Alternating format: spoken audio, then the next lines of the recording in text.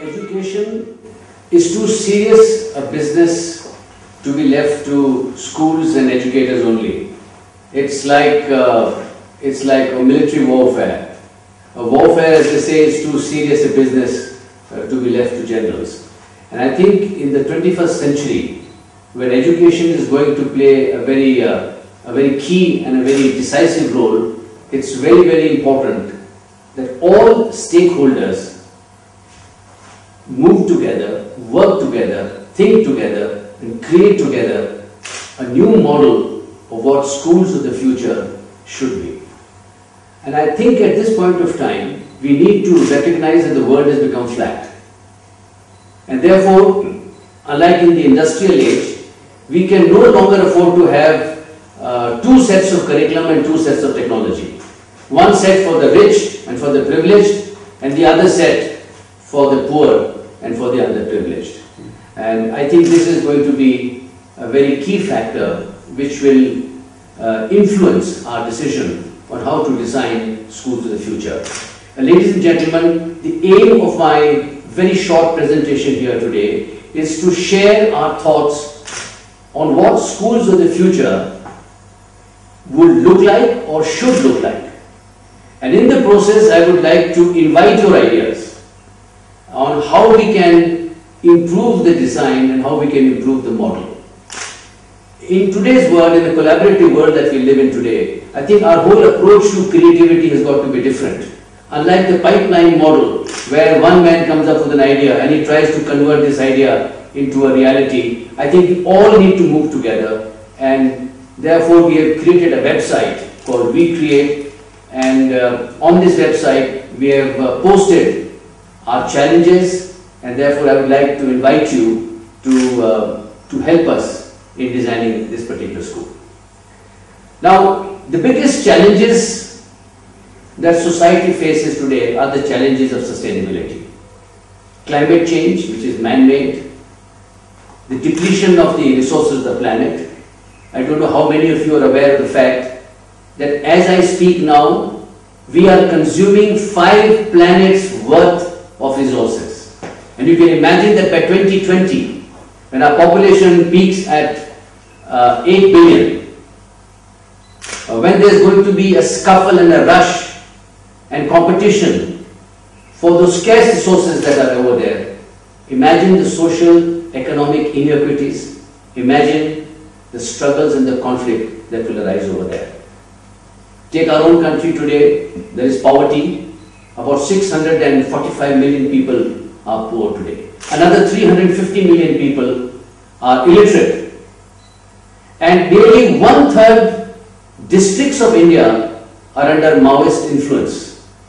And if we don't do something about it, if we do not address these issues of sustainability, we are going to allow, rather we are going to be guilty of allowing Maoism to spread.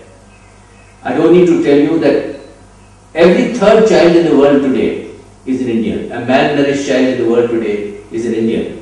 And we cannot sit on our islands of excellence. We cannot sit in our air-conditioned seminar rooms. We cannot sit in these great tall towers of academia and pontificate about it. I think the time has now come. We need to do something about it on the ground. And to make matters worse as far as challenges are concerned, in our country particularly, corruption has eaten into our DNA itself. 25% of our members of parliament have a criminal record, and this is not for traffic violations. It's for serious things like murder, kidnapping and extortion. And you are again aware of the fact that 6 chief justices of this country, the head of the judiciary, are also under the scanner for charges of corruption. Therefore, we need to understand that sustainability is the biggest challenge which education must address. And if education does not address us, then I'm afraid we have nobody to blame except ourselves. Sustainability challenges also demand that corporate leaders of India review their whole position as far as corporate leaders. Today we cannot say that the aim of business, as Milton Friedman said, that the business of business is business. I think that's a cliche which must be thrown out of the window. In a strategic sense, corporate leaders need to understand that the strategic aim of business is to plow back a lot of wealth in making society sustainable, in improving the quality of life of the community. Corporate leaders also need to understand that governance is not the sole responsibility of government. Every citizen is responsible. And as corporate leaders, they too are responsible for nation building. It's a sad commentary that the 43 billionaires, dollar billionaires that we have in this country, they control something like 25% of our GDP. 25% of our GDP. Yet they contribute less than 1% of their wealth for nation building, for social causes, for philanthropy. Therefore, in our concept of thinking, future schools, the purpose of future schools has got to change. Schools can no longer be only centers of academic excellence. We feel that schools must have a social objective. Schools must address these challenges. When children move out of these schools into society, they should be trained to apply the wealth of their knowledge in addressing these issues over there. Otherwise, schools will lose their very purpose, their raison d'etre for being what they are. Therefore, the schools of the future in our scheme are going to be equal opportunity schools. By equal opportunity, I mean the opportunity that children are going to get in these schools will be the same opportunities which children have, which privileged children have in mainstream schools. We cannot have two standards of technology, we cannot have two standards of teacher, we cannot have two standards of resources, we cannot have two standards of curriculum. As I said earlier, the world is flat. And therefore, the schools of the future, when we talk about equal opportunity, these schools also need to be financially sustainable. I don't think we should depend on charity, on philanthropy. They have to be sustainable. Some of the key innovative ideas which we have recommended and which we are trying out in the school we have set up over here, which is actually as an incubator where we are trying out all these ideas.